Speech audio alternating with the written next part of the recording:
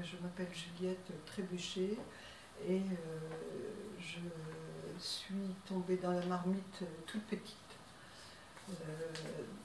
J'ai beaucoup dessiné, beaucoup peint enfant, beaucoup dessiné adolescent. J'ai toujours pris finalement des cours, à droite, à gauche, dans plein de domaines différents. Et une croisée de vie, j'ai eu une autre profession.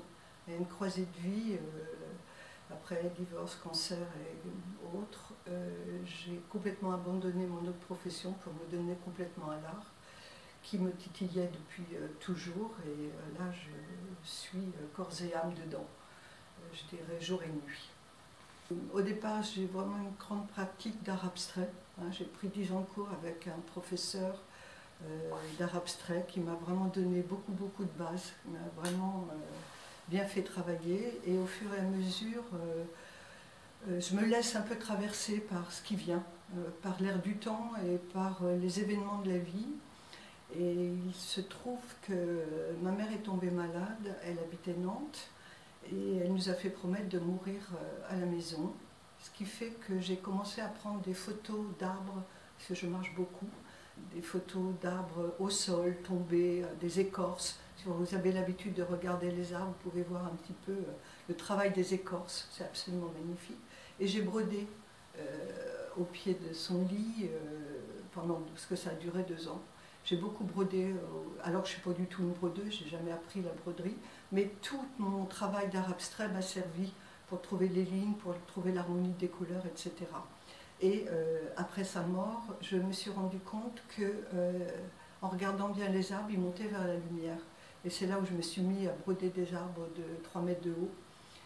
Je dois en avoir une trentaine. Ils sont là en ce moment dans 2 galeries, et j'en ai encore dans l'atelier. Et après ça, c'est le thème de l'oiseau s'est imposé. L'oiseau, ça traverse le ciel, ça va très haut, ça va vers la lumière.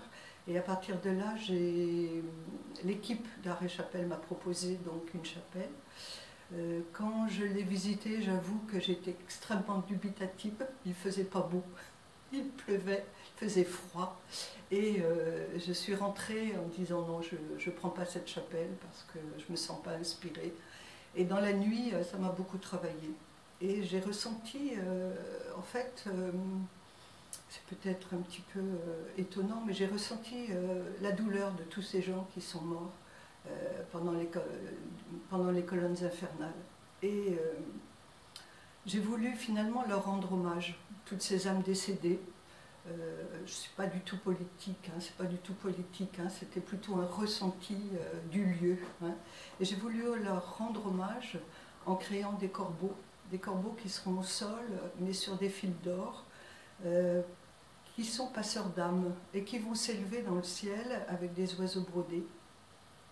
Et ces corbeaux vont pouvoir s'élever par l'anse, le porche à l'extérieur et s'élever vers le ciel.